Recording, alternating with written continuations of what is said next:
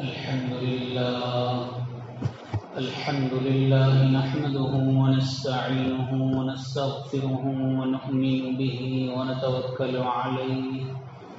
ونعوذ بالله من شرور أنفسنا ومن سيئات أعمالنا من يهده الله فلا مضل له ومن يضلله فلا هادي له ونشهد أن لا إله إلا الله وحده لا شريك له ونشهد أن سيدنا وسندنا ومولانا محمدا عبده ورسوله صلى الله عليه وعلى آله وأصحابه وبارك وسلم تسليما كثيرا أما بعد فقد قال الله تبارك وتعالى في القرآن المجيد والفرقان الحميد أعوذ بالله من الشيطان الرجيم بسم الله الرحمن الرحيم ألف لام ميم أحسب الناس أن يتركوا أن يقولوا آمنا وهم لا يفتنون ولقد فتنا الذين من قبلهم فليعلمن الله الذين صدقوا وليعلمن الكاذبين آمنت بالله صدق الله العظيم وصدق رسوله النبي الكريم ونحن على ذلك لمن الشاهدين والشاكرين والحمد لله رب العالمين اللهم صل على سيدنا مولانا محمد في أول كلامنا اللهم صل على سيدنا مولانا محمد في أوسط كلامنا اللهم صل على سيدنا مولانا محمد في آخر كلامنا میرے معزز بزرگان دین، عزیز نوجوان بھائیوں، گزشتہ کئی جمعہ سے موجودہ حالات اور اس کے اسباب اور اس کے حالات کے اندر مسلمانوں کو اسلام نے کیا تعلیمات دی ہیں،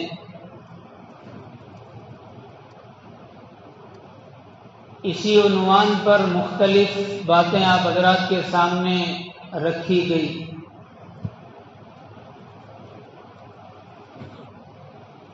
موجودہ حالات جو صبح شام ہم اپنی آنکھوں سے دیکھ رہے ہیں، یہ حالات کے بارے میں سب سے پہلے ذہن میں ہم یہ بات رکھیں کہ اللہ تبارک و تعالی کسی پر بھی کسی بھی دور میں حالات سے گزارتا ہے، مسائل سے گزارتا ہے، پریشانیوں سے، مصیبتوں سے گزارتا ہے، تو اس کی دو صورتیں ہوتی ہیں۔ کبھی مسلمان پر اللہ پاک کی طرف سے مسائل اس وجہ سے آتے ہیں کہ اس کے ذریعے اللہ پاک آزمانا چاہتے ہیں، امتحان لینا چاہتے ہیں، اور کبھی مسلمانوں پر حالات اس وجہ سے آتے ہیں کہ ان مصیبتوں کی وجہ سے، اس پریشانی کی وجہ سے مسلمانوں کے گناہ معاف کر دیے جائیں، ان کے گناہ دھو دیے جائیں، ان کو گناہوں سے باز رکھا جائے۔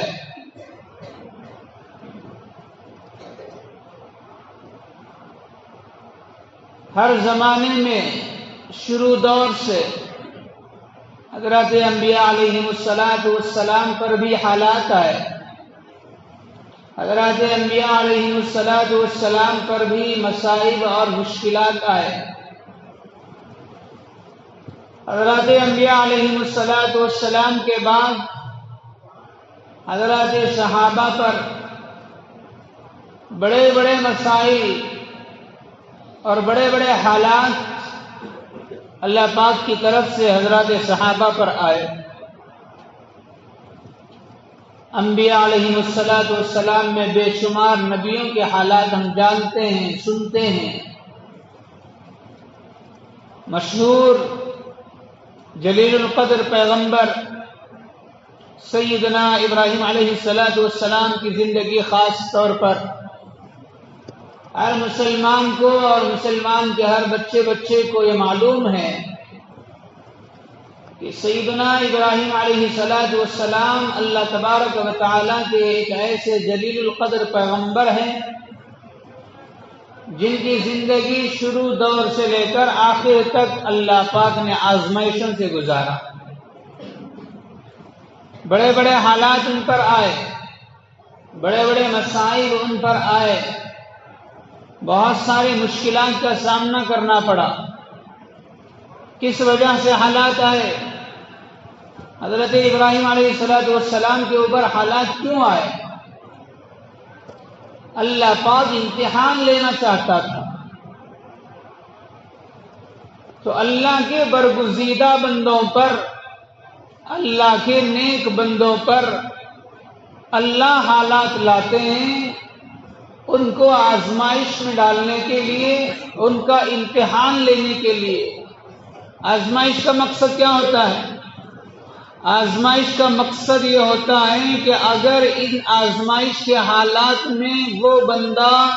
صبر کرے گا اور ان حالات کو برداشت کرے گا، ان مصائب اور پریشانی کو برداشت کرے گا، تو اس کی اڑان اونچی ہوگی، اس کے درجات اونچے ہوں گے. کبھی کبھی بیماری بھی اللہ پاک آزمائش کے لیے دیتا ہے. بارہا ہم نے سنا جب کسی مسلمان کو بیماری آتی ہے، کوئی بخار آتا ہے اور وہ اپنی بیماری کی حالت میں، بخار کی حالت میں صبر کرتا ہے، شکوہ شکایت سے اپنے آپ کو بچاتا ہے اور اس حالت پر اللہ کی شکر گزاری کی کیفیت پیدا کرتا ہے، تو اللہ پاک اس بخار کے ذریعے سے اس کے درجات کو بلند کرتا ہے. تو حالات کبھی آزمائش کے لیے، جیسے انبیاء علیہ السلام پر حضرت ابراہیم علیہ السلام کی زندگی، حضرت یوسف علیہ السلام کی زندگی، حضرت نوح علیہ السلام کی زندگی، خود میرے اور آپ کے آقا حضرت رسول اللہ صلی اللہ علیہ وسلم کی زندگی، مکی کی زندگی کس حال میں گزری، شروع سے لے کر مکے کا پورا دور کن حالات سے سامنا کرنا پڑا، کیسے کیسے مشکلات اللہ کے نبی کے سامنے آئے، کیسی کیسی دشمنیاں اللہ کے نبی کے ساتھ برتی گئی،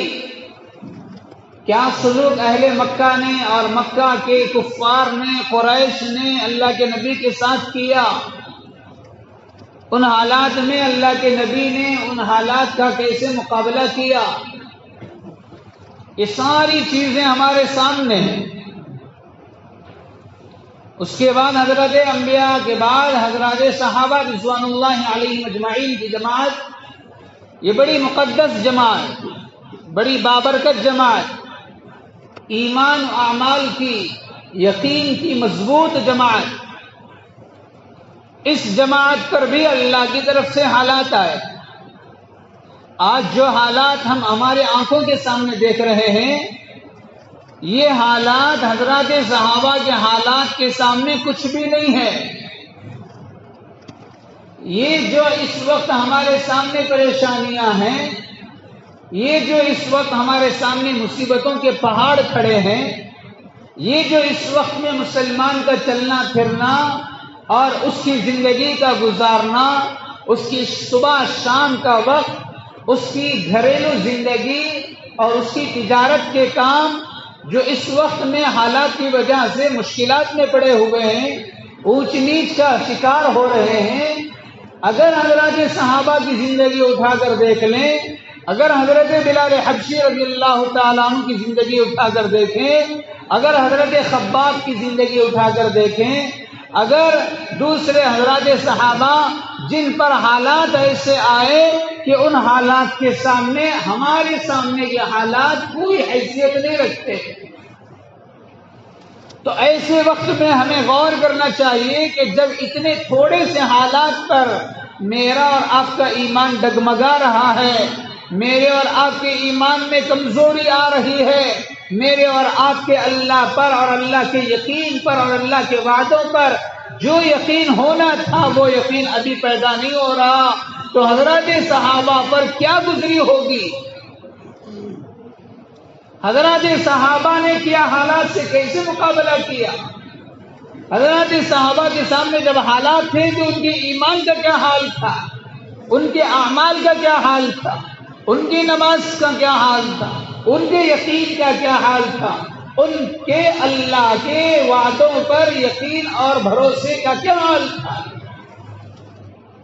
ذرا اندازہ لگائیں تو پھر ہمارے دل کو تسلی ملے گی کہ جن صحابہ کا ہم نام لیتے ہیں ان صحابہ پر بھی یہ حالات آئے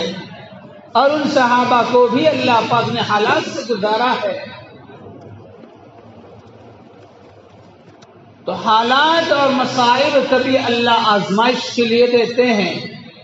اگر آزمائش کی صورت کی اگر ہمارے اوپر یہ حالت ہے تو سمجھ لیں کہ ہماری اللہ پاک اڑان چلانا چاہتے ہیں،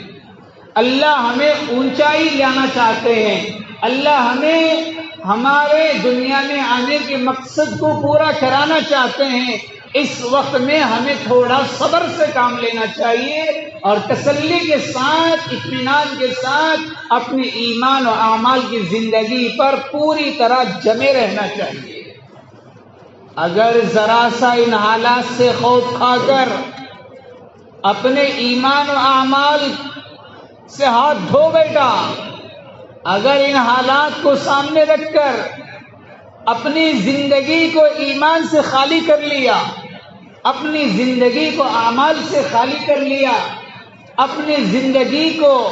نیک اعمال سے اگر خالی کر لیا، دور کر لیا، تو بھائیوں پھر ایسے مومن کو دنیا میں بھی خسارہ، آخرت میں بھی خسارہ اٹھانا پڑے گا۔ اور اگر حالات کی صورت آزمائش کی نہیں بلکہ سزا کی ہے، حالات دو صورتوں میں آتے ہیں، یا تو کبھی حالات اللہ پاک آزمائش کے لیے ڈالتا ہے جو میں نے ابھی آپ حضرات کے سامنے بتایا، یا کبھی اللہ حالات اس لیے لاتا ہے تاکہ سزا دی جائے۔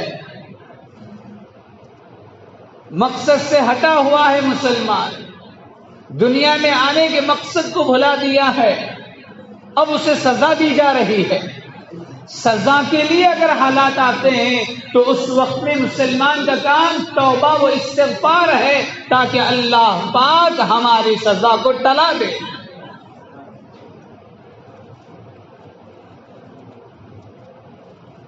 کلاسوں میں، درسگاہوں میں، چاہے وہ اسکولوں کی پڑھائی ہو، چاہے وہ مدرسوں کی پڑھائی ہو، درسگاہ میں اگر کسی طالب علم نے اپنے کلاس کا کام نہیں کیا، اپنی ذمہ داری جو استاد کی طرف سے ملی تھی اگر وہ پورا کر کے نہ آیا تو پھر استاد کی طرف سے ایسے طالب علم کو سزا ملتی ہے، کبھی پٹائی کی شکل میں، کبھی کسی اور شکل میں، کبھی ڈانٹ پلا کر، کبھی کوئی اور بات بتا کر، بہرحال اسے کسی نہ کسی شکل میں سزا طے کی جاتی ہے یہ سزا جو استاد کی طرف سے شاگرد کو مل رہی ہے، یہ سزا کی وجہ یہ ہے کہ کلاس میں تو بیٹھا ہے لیکن کلاس کا کام کیے بغیر بیٹھ رہا ہے، جو سبق یاد کر کے آنا تھا وہ کام نہیں کیا،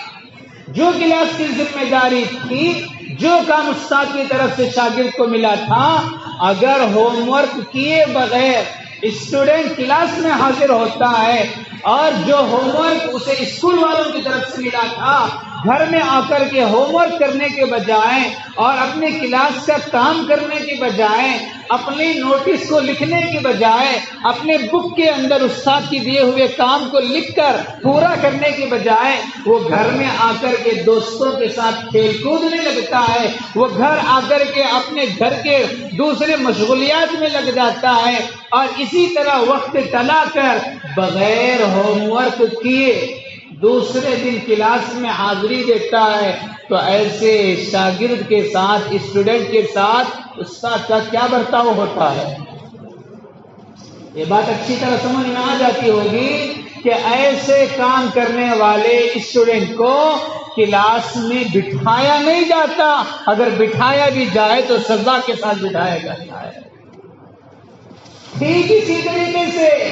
یہ ساری کی ساری کائنات اللہ پاک کی طرف سے ہم سب کے لیے ایک کلاس روم ہے، یہاں ہمیں ایک ہوم ورک دیا گیا، یہاں ہمیں ایک کام دیا گیا، یہاں ہمیں ایک ذمہ داری دی گئی، یہاں ہمیں ایک طریقہ بتایا گیا۔ اب اگر کوئی مسلمان اسٹوڈنٹ کی طرح اللہ کے بتائے ہوئے ہوم ورک کو پورا نہیں کرتا، اللہ کے بتائے ہوئے احکامات کو پورا نہیں کرتا، اللہ تبارک و تعالیٰ کی طرف سے طے کی ہوئی شریعت پر عمل نہیں کرتا، تو اس کو تو سزا ہونی چاہیے۔ تو حالات کبھی سزا کی صورت میں آتے ہیں، حالات کبھی آزمائش کی صورت میں آتے ہیں۔ یاد رکھنا یہ دونوں صورتیں مسلمان اور ایمان والے کے لیے نقصان بھی نہیں ہے، دونوں صورتوں میں مسلمان کا فائدہ ہی ہے۔ اگر آزمائش کے حالات میں صبر کیا، اللہ اس صبر پر تمہارے درجات کو بلند کرے گا۔ اگر سزا کے حالات میں مسلمان نے توبہ کیا، استغفار کیا، اسٹوڈنٹ توبہ کرتا ہے، شاگرد معافی مانگتا ہے استاد کے سامنے، کہتا ہے حضرت معاف کر دیجئے، آج کچھ غفلت ہو گئی، آج میرا سبق یاد کرنے سے میں دل چرا لیا، میں کامچور بن گیا، میں وقت کو بیکار گزار دیا، معاف کر دیجئے، کل سے سبق یاد کر کے آتا ہوں۔ جب تک شاگرد معاف نہیں کرائے گا، جب تک شاگرد توبہ نہیں کرتا، جب تک شاگرد اپنی غفلت کا احساس لے کر کے استاد کے سامنے ندامت کے آنسو نہیں بہاتا، جب تک اس کی سزا اس سے ٹالائی نہیں جا سکتی۔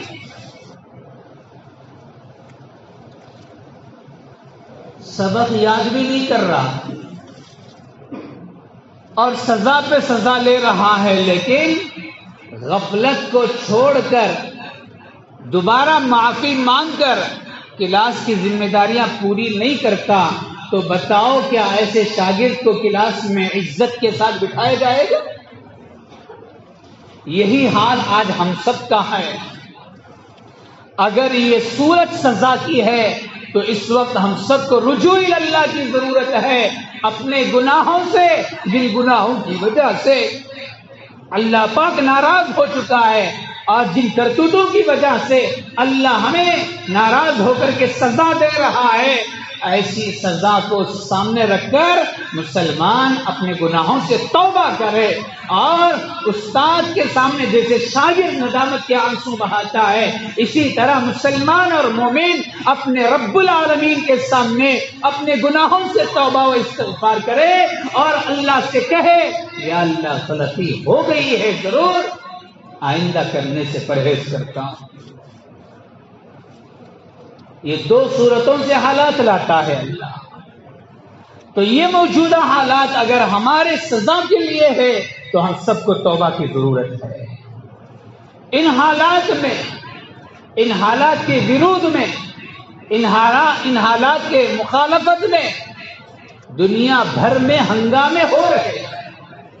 دنیا بھر میں مسلمان اور غیر مسلم دونوں مل کر کے انتھک کوشش کر رہے ہیں کہ کسی طرح یہ حالات بدل جائے. کوشش ہو رہی ہے، لگاتار کوشش ہو رہی ہے، لگاتار محنت ہو رہی ہے، پوری جد و جہد ہو رہی ہے، پوری توجہ دی جا رہی ہے، پوری طاقت لگائی جا رہی ہے. کسی نہ کسی طرح سے حکومت کی طرف سے آئے ہوئے یہ حالات بدل جائے اور ہماری زندگی سکون و راحت کی ہو جائے، مصائب ختم ہو جائیں، مشکلات ختم ہو جائیں، یہ طرح طرح کے آزمائشیں ختم ہو جائیں. ان حالات کو بدلنے کے لیے جو کچھ کوششیں باہر ہو رہی ہے یہ ساری کی ساری کوششیں ظاہری کوششیں ہیں. یہ دنیا دار الاسباب ہے، یہاں ہر ایک کے لیے سبب کا اختیار کرنا لازمی ہے. ٹھیک ہے، سبب کے درجے میں تو وہ کوشش لائق مبارکباد ہے، بہت اچھی چیز ہے. جو بھی ہو رہا ہے الحمدللہ بہت اچھا ہو رہا ہے، لیکن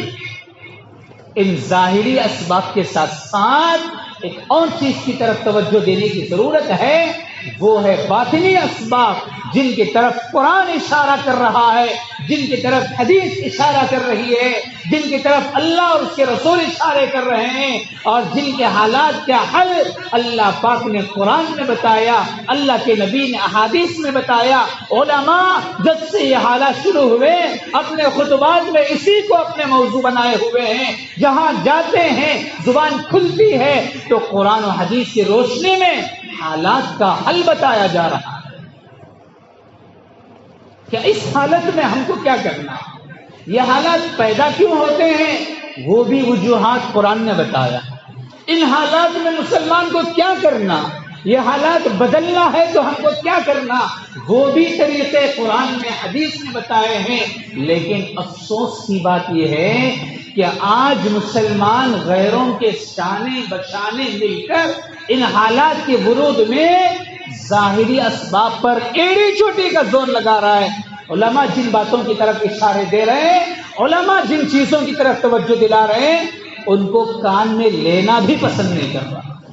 دل میں تو دور کی بات، سب سن لیا، مولوی صاحب کو کیا بولو، وہ تس نہ آتا. یا تو اللہ کی بات کرتے ہیں، یا تو رسول کی بات کرتے ہیں، یا تو قرآن کی بات، یا تو حدیث کی بات کرتے ہیں. نہ ان کو ٹیکنالوجی سے واسطہ، نہ ان کو باہر کی سائنس سے واسطہ، نہ ان کو باہر کے پروپیگنڈوں سے واسطہ، نہ ان کو سیاست کی چالاکیوں سے اور سیاسی پالیسیوں سے واسطہ. وہ تو چار دیواری میں رہنے والے کنویں کے مینڈک ہیں، انہیں دنیا سے کیا واسطہ. انہیں جتنا سمجھ میں آتا اتنا بول دیتے ہیں. اس کی طرف اتنا بڑا مجمع جو جمعے میں آ کر کے سنتا ہے، شاید ہی اس میں کوئی 10-15 افراد ہو جو ان باتوں کو توجہ سے سن کر کے اس پر عمل کی نیت لے کر کے یہاں سے اٹھتے ہوں اور ان باتوں کو دوسرے تک شیئر کرتے ہوں. میں صرف اس جگہ کی بات نہیں کر رہا، عام حالات ہر جگہ علماء جس بات پر توجہ دلا رہے ہیں، علماء جو قرآن کی آیتوں کو سامنے رکھ کر، احادیث مبارکہ کو سامنے رکھ کر مسلمانوں کے ایمان کو جھنجھوڑ رہے ہیں، ان کے حالات کا مقابلہ کرنے کی تدابیر بتا رہے ہیں. یہ اپنے گھر کی باتیں نہیں بتاتے، یہ اپنے دادا نانی کی کہانی کی کتابوں سے پڑھ کر نہیں بتاتے، یہ وہی بتاتے ہیں جو خدا قرآن میں بتاتا ہے. یہ وہی بتاتے ہیں جو آج سے 1450 سال پہلے میرے اور آپ کے آقا حضرت رسول اللہ صلی اللہ علیہ وسلم نے ان حالات کو بھی بتایا اور حالات کے تدارک کے اسباب کو بھی بتایا ہے. میں آپ کو بتاؤں گا کہ اللہ کے نبی نے ان حالات کی پیشن گوئیاں جن الفاظ کے ساتھ، جن الفاظ اور حروف کے ساتھ بتائے، آج وہی حروف اور وہی الفاظ 100% صادق آتی ہے. 99 نہیں، 100 کو 100. تو ایسے وقت میں ہمیں باہر کی کوششوں کے ساتھ ساتھ قرآن و حدیث کی باتوں کو بھی لینے کی کوشش کرنا چاہیے، اس کے بارے میں عمل کرنا چاہیے، اس کے اوپر زندگی گزارنے کی کوشش کرنا چاہیے. مسلمان کا یہ عقیدہ ہے ایک کلمہ پڑھنے والے کا یہ خیال ہے کہ حالات سپریم کورٹ میں طے نہیں ہوتے، حالات آسمان میں طے ہوتے ہیں۔ راجیہ سبھا میں، لوک سبھا میں حالات طے نہیں ہوتے، حالات آسمان پر طے ہوتے ہیں، اور ان کا عمل دنیا کی سرزمین پر ہوتا ہے۔ یہ عقیدہ ہے؟ اگر ہے تو پھر قرآن کی باتوں کو توجہ سے سننا پڑے گا، قرآن کی حدیث کی بتائی ہوئی باتوں کو اپنے دماغوں میں رکھنا پڑے گا اور اس کی طرف ذرا غور کرنا پڑے گا۔ ارے قرآن جو بات کر رہا ہے کیا وہ بات صحیح ہے؟ کیا آج کی حالت میں وہ بات سچی ثابت ہو رہی ہے؟ حدیث میں جو اللہ کے نبی نے بتائی، کیا وہ اللہ کے نبی کی باتیں آج صحیح ثابت نہیں ہو رہی؟ اگر ہو رہی ہے اور اس کی وجہ جو اللہ کے نبی نے بتائی، اگر وہ وجہ میری اور اگر آپ کی زندگی میں ہے تو اس وجہ کو اٹھا کے باہر پھینکنے کی ضرورت ہے۔ حدیث میں اللہ کے نبی صلی اللہ علیہ وسلم نے ایک بہت ہی پیشن گوئی والی حدیث ارشاد فرمائی، جس حدیث کے راوی حضرت ثوبان ہیں۔ آپ حضرات ذرا اس حدیث کو غور سے سنیں، اس کے ایک ایک حرف کو غور سے سنیں، اور پھر اس حدیث کے الفاظ کو ذرا اپنے دل میں جگہ دیں اور اس کو سوچیں کہ یہ تو حدیث آج ہمارے اوپر 100% فٹ ہو رہی ہے۔ حدیث ہے کب کی؟ 1450 سال پہلے کی، فٹ ہو رہی ہے میری اور آپ کی زندگی پر، آج کے حالات پر، آج کے دور پر۔ حضرت ثوبان رضی اللہ تعالیٰ عنہ روایت کرتے ہیں، اللہ کے نبی صلی اللہ علیہ وسلم نے فرمایا، بہت قریب ہے وہ زمانہ جس زمانے میں، حضرات صحابہ سے متوجہ ہو کر اللہ کے نبی فرماتے ہیں کہ جس زمانے میں تم پر غیر قومیں ایسے ہی ٹوٹ پڑیں گی جیسے ایک بھوکا دسترخوان پر ٹوٹ پڑتا ہے، جیسا ایک 2-4 دن کا بھوکا جسے کھانا نہیں ملا، جسے پانی نہیں ملا، جس کا پیٹ بھوک کی وجہ سے پریشان ہے، جس کا گلا پیاس کی وجہ سے سوکھا جا رہا ہے، جیسا روزے دار افطار کے وقت میں دسترخوان پر ٹوٹ پڑتا ہے، جیسا ایک بھوکا دسترخوان کی چیزوں کو دیکھ کر لپکتا ہے، جیسا ایک درندہ جو کئی دنوں سے کوئی شکار نہ ملا، اگر اس درندے کو، اگر اس شیر کے سامنے کوئی دوسرا جانور جنگل میں نظر آ جائے، اگر کوئی دوسرا انسان اس کے سامنے نظر آ جائے، جیسا ایک بھوکا درندہ، جیسا ایک بھوکا انسان اپنے شکار کے لیے، اپنے کھانے کی چیزوں کے لیے دسترخوان پر ٹوٹ پڑتا ہے، اللہ کے نبی نے صحابہ سے فرمایا وہ زمانہ بڑا بہت قریب ہے جس زمانے میں تم لوگوں پر یعنی مسلمانوں پر غیر قوم حملے کے لیے ایسے ہی ٹوٹ پڑیں گے، پوری طرح ٹوٹ پڑیں گے، متحد ہو جائیں گی سب قومیں اور مسلمان کو نشانہ بنائے گی، مسلمانوں کو حملے کی پلاننگ بنائے گی اور مسلمانوں کو سازش کر کر کے ان کو ختم کرنے کی اور ان کے نام و نمود کو اور ان کے وجود کو سرزمین سے ختم کرنے کے لیے مسلمانوں پر دوسری قومیں ٹوٹ پڑیں گی۔ آگے اللہ کے نبی نے کہا، صحابی نے پوچھا یا رسول اللہ کیا اس وقت میں ہماری تعداد کم ہوگی؟ اللہ کے نبی نے کہا اس زمانے میں تمہاری تعداد آج سے کئی گنا زیادہ رہے گی۔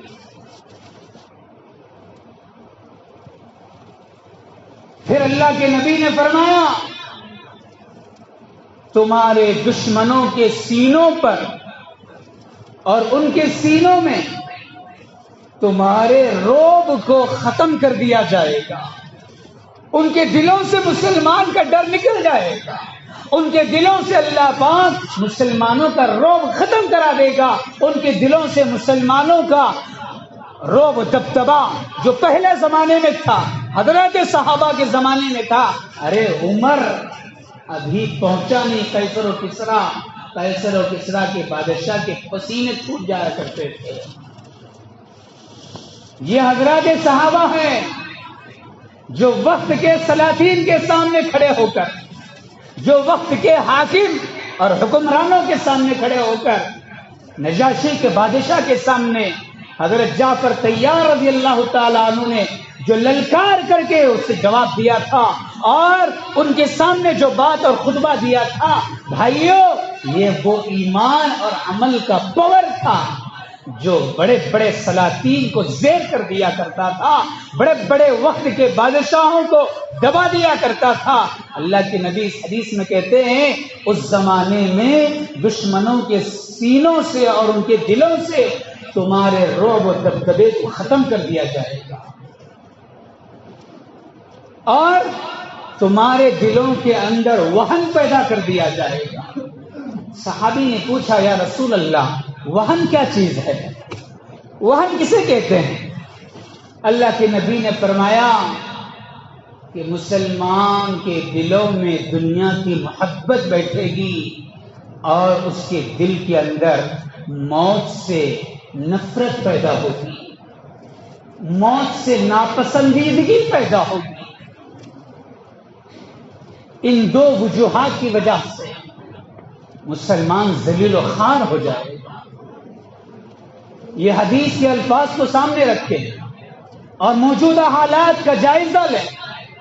ایک ایک اللہ کے نبی کی بات کو اٹھائیں اور ہمارے حالات پر فٹ کرنے کی آپ حضرات کوشش کریں. اللہ کے نبی نے کہا ایک زمانہ آئے گا کہ تمہارے اوپر غیر قومیں جیسے بھوکا دسترخوان پر ٹوٹ پڑتا ہے اسی طرح وہ قومیں مسلمان کو مٹانے کے لیے ٹوٹ پڑیں گی. کیا آج ہم کو مٹانے کے لیے ٹوٹ نہیں پڑ رہے؟ کیا آج ہمارے اوپر حاوی نہیں ہو رہے؟ کیا آج ہمارے اوپر حملہ نہیں کر رہے؟ اللہ کے نبی نے کہا اس وقت میں تمہاری تعداد آج سے کئی گنا زیادہ ہوگی, لیکن تم لوگ اس وقت میں سیلاب کے پانی کے اوپر جو جھاگ ہوتا ہے جس کا کوئی وزن نہیں ہوتا, جس کی کوئی ویلو نہیں ہوتی, تمہاری حالت بھی وہی ہو جائے گی. پانی کے اوپر جو جھاگ ہوتا ہے, جو بلبلے ہوتے ہیں, وہ بلبلے اور وہ جھاگ کی کیا حیثیت ہے؟ دھوپ کے اڑا دو تو اڑ جائے گا, ذرا سا زور لگاؤ تو ختم ہو جائے گا, اس کا وجود مٹ جائے گا, اس کا نام و نشان ختم ہو جائے گا. اللہ کے نبی نے فرمایا مسلمان اس زمانے میں کروڑوں کی تعداد میں ہوں گے. الحمدللہ آج مسلمان کروڑوں کی تعداد میں,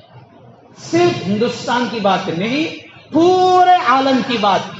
پورے ہندوستان کے علاوہ پوری دنیا کا جائزہ لے کر دیکھ لے, پوری دنیا کے اندر مسلمان کروڑوں نہیں اربوں کی تعداد میں ہے, لیکن حیثیت اس کی بے وزن ہو چکی ہے. کوئی وزن نہیں ہے آج مسلمان کے اندر, کوئی اثر نہیں ہے مسلمان کے اندر. آج غیر کا ایک چھوٹا آدمی بھی کھڑے ہو کر کے چیلنج کر رہا ہے مسلمان کے خلاف, اے تم لوگوں کو جینے کے لیے حق دے رہے ہیں, جی لو, ورنہ ہم اگر کبھی اڑ گئے تو پھر تمہارا تو نام و نشان ہم ختم کر دیں گے. ارے غیر آج مسلمان کو للکار رہا ہے, آج مسلمان کو چیلنج کر رہا ہے, اس کے وجود کو ختم کرنے کی باتیں آج گھر کے دروازے کے اندر بیٹھ کر نہیں, میدانوں میں نکل کر رہا ہے, میڈیا پہ آ کے کر رہا ہے. یہ وہی اللہ کے رسول کی 1400 سال پہلے کی پیشن گوئیاں ہیں کہ تمہاری حالت بے وزن ہو جائے گی, تم سیلاب کے جھاگ کی طرح ہو جاؤ گے, تم پانی کے بلبلے کی طرح ہو جاؤ گے, تمہیں مٹانا بڑا آسان ہو جائے گا.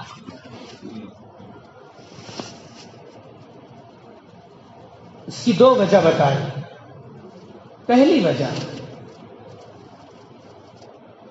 کہ دشمنوں کے سینوں سے تمہارا رعب دبدبا ختم کر دیا جائے. آج وہ چیز ختم ہو چکی ہے, آج کھلم کھلا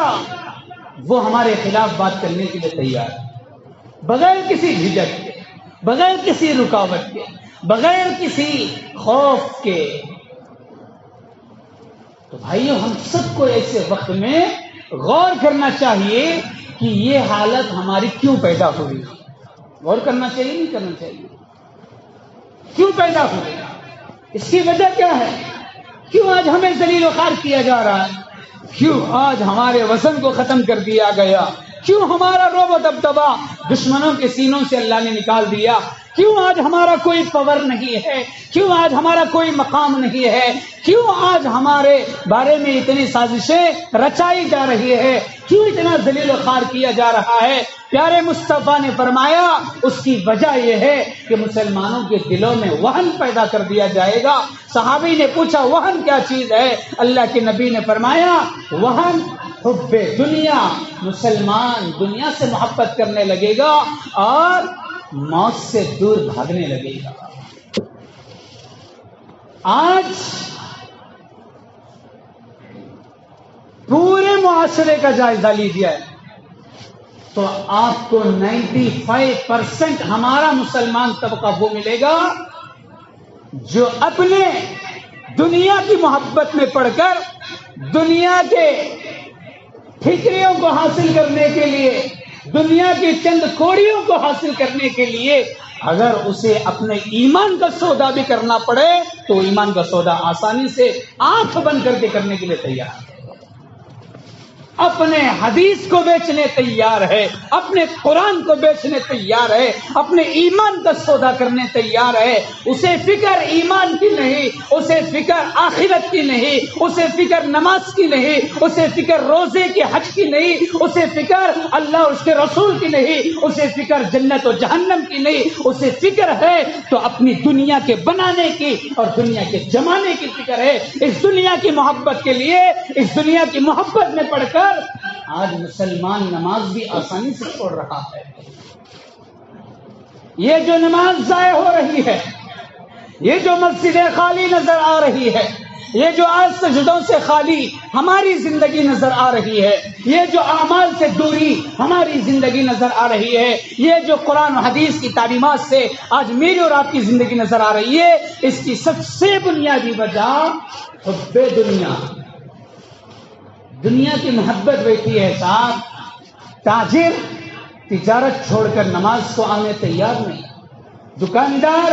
دکان چھوڑ کر نماز کو آنے تیار نہیں، ملازم اپنی ملازمت چھوڑ کر نماز کو آنے تیار نہیں۔ ڈر اس بات کا ہے دکاندار کو کہ اگر میں نماز کے لیے دکان بند کروں گا تو میری دکان نقصان میں آ جائے گی، میرا کاروبار خسارے میں آ جائے گا، میری کمائی کا گھاٹا ہو جائے گا۔ ارے تف ہے تیرے ایمان پر، تجھے ایمان کے نقصان کی فکر نہیں ہے، تجھے دین کے نقصان کی فکر نہیں ہے، تجھے آخرت کے نقصان کی فکر نہیں ہے، تجھے فکر ہے تیری کمائی کے نقصان کی فکر ہے، تجھے فکر ہے تجھے تیرے دکان کے گھاٹے کی فکر ہے۔ تو ایسے مسلمان جو دنیا کی محبت میں پڑھ کر کے آج ایمان کا سودا کرنے بھی تیار ہے، آج وہ نماز بھی چھوڑنے تیار ہے، آج وہ زکات دینے سے بھی پیٹ پھیرنے تیار ہے۔ آج کتنے ہمارے معاشرے کے اندر مالدار لوگ ہیں جن پر حج فرض ہو چکا، ان کی زندگی گھٹتے گھٹتے ان کے پاؤں قبر میں لٹک چکے، لیکن آج بھی ان کو حج کا سفر نصیب نہیں ہو رہا۔ وجہ حب دنیا ہے، مال کی محبت ہے، ہوس ہے مال کی، اپنی پراپرٹی کی ہوس ہے۔ کیوں جاؤں 4 لاکھ روپے خرچ کر کے حج کو؟ میرے 4 لاکھ روپے میں نے صبح شام دکان میں بیٹھ کے کمائے ہیں، ایسے پیسے میں چند دنوں میں اڑا دو، یہ مجھے گوارا نہیں۔ مال کی محبت ہے جو آج ہم سے حج کا فریضہ ادا نہیں ہو رہا، مال کی محبت ہے جس کی وجہ سے رمضان میں ہماری زکات نہیں نکلتی۔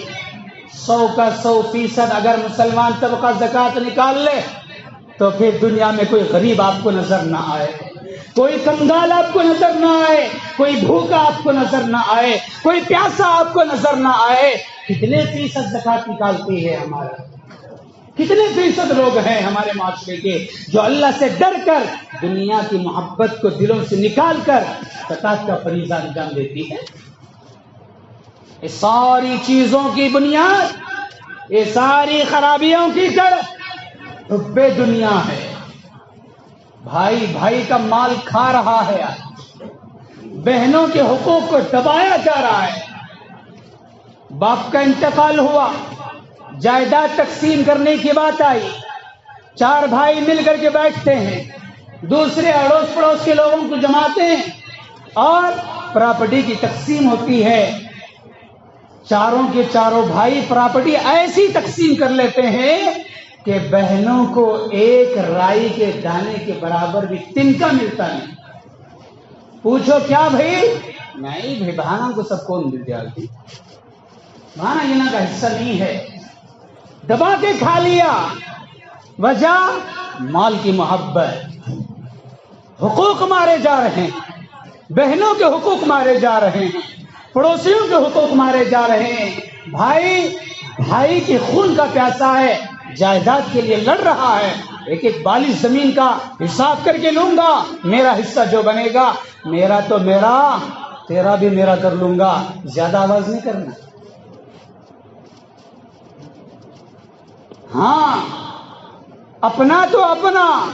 دوسروں کو بھی اپنا، بڑا بھائی میں کیا بولتا ہوں وہ چلنا سو گھر میں۔ اس طرح روب دادی کے ساتھ، اس طرح غیر اخلاقی کاموں کے ساتھ یہ جو کچھ حالات ہمارے معاشرے میں ہیں، اس کی وجہ حب دنیا ہے۔ دنیا کی محبتیں ایسی بیٹھی کہ دین کے لیے وقت نکالنا مشکل ہو گیا، نماز کے لیے وقت نکالنا مشکل ہو گیا، شریعت پر عمل کرنا مشکل ہو گیا۔ تو بھائیوں حالات بدلے تو کیسے بدلیں گے؟ موت سے نفرت، موت سے ناپسندیدگی، دین سے بیزاری، 70 سال کی عمر ہو جائے، 60 سال کی عمر ہو جائے،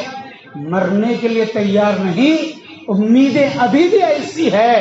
کہ فلاں ابھی کہاں کی میرے کاماں باقی ہیں، ابھی کیا کی شادیاں باقی ہیں، پڑ پوتری کی شادی دیکھنا، میں اس کا ولیمے کا کھانا کھانا، میں بہو کو دیکھنا، پڑ پوتری لمبی لمبی امیدیں، جینے کے لیے جینا چاہتا ہے، مرنے کے لیے جینا پسند نہیں ہے، مرنے سے بیزار ہے، موت سے ڈرتا ہے۔ کوئی کہے کیا بھی تمہیں کیا چاہیے آج کل جانے والے، تیرے منہ میں مٹی پڑو، کیا بات ایسے کرنے کے لیے آیا، اٹھ کو جاؤ جی یہاں سے، لاکھوں روپے خرچ کر کو علاج کرا لوں سو کیا کی 4 دن زندگی کر لے کو رہے سو نہیں تو امیداں پوری کریں گے کہ تو انہیں عیادت کرنے آپ کو تسلی دے کو جانے کے بجائے کیا کی نانا جان تمہیں کیا کہ 2 دن میں اٹھ ہوئے سر کا بکری، اب بھی تمہاری وکٹ اڑنے والی ہے۔ تو سننا اس وقت میں کیا جواب ملتا ہے نانا کی زبان سے، مرنا کسی کو پسند نہیں ہے۔ کیسے پسند ہوگا جب مرنے کی تیاری ہی نہیں کیا ہے؟ حضرات صحابہ کو دیکھو، حضرات صحابہ میدان میں کود پڑتے تھے، کس لیے؟ پہلے میں مروں، جام شہادت مجھے نصیب ہو، گردن کڑا دوں گا، خون بہا دوں گا، دین کے خاطر مرنے کے لیے تیار۔ کیا زندگی ہے! ارے حضرات صحابہ مرنے کے لیے دن رات تیار رہتے تھے، کیوں؟ تیاری ہو چکی ہے۔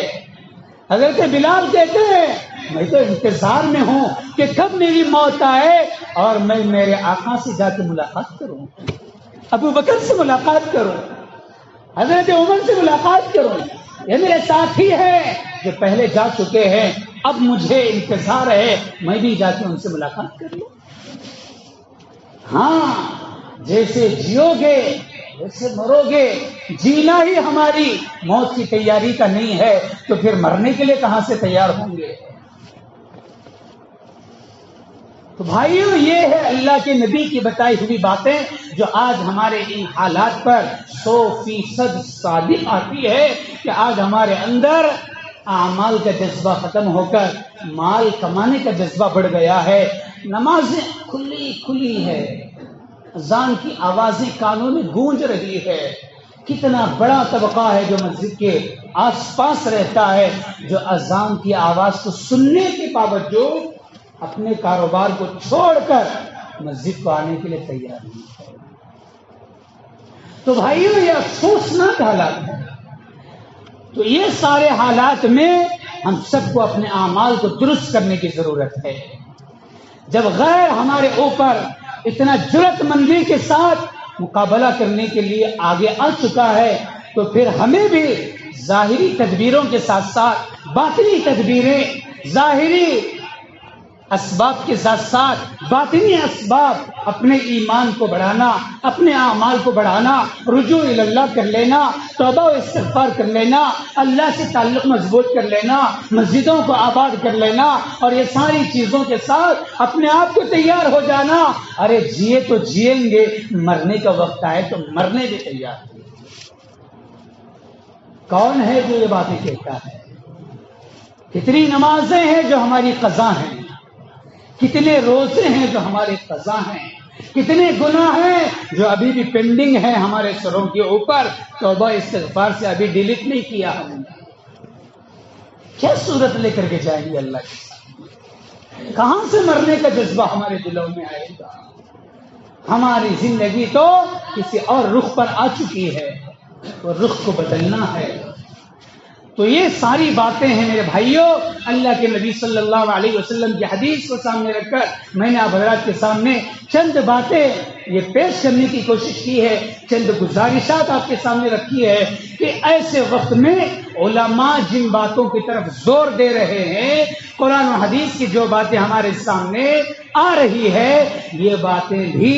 اپنے دلوں میں جگہ دینے کی ہے اور ان پر عمل کرنے کی ہے، اور یہ ہمارے ضرورت کی چیز ہے۔ لہذا اللہ پاک سے دعا ہے، اللہ پاک ہم سب کو آج کے حالات کا مقابلہ ڈٹ کر، جم کر، جرأت مندی کے ساتھ، ظاہری تدبیروں کے ساتھ ساتھ باطنی تدبیروں کے ساتھ ہم سب کو کرنے کی اللہ توفیق نصیب فرمائے۔ اللہ ہم سب کو بھولے ہوئے سبق کو یاد کر کے دوبارہ ہماری زندگی کو اللہ صحیح پٹری پر لا کر گزارنے کی توفیق عطا فرمائے۔ کسی نے بڑا سچا کہا شعر کے اندر، سبق پڑھ پھر صداقت کا، عدالت کا، شجاعت کا، سبق پڑھ پھر صداقت کا، عدالت کا، شجاعت کا، لیا جائے گا تجھ سے کام دنیا کی امامت کا۔ تو دنیا میں امام بننے آیا تھا، آج تو دنیا میں غلام بن کے جی رہا ہے۔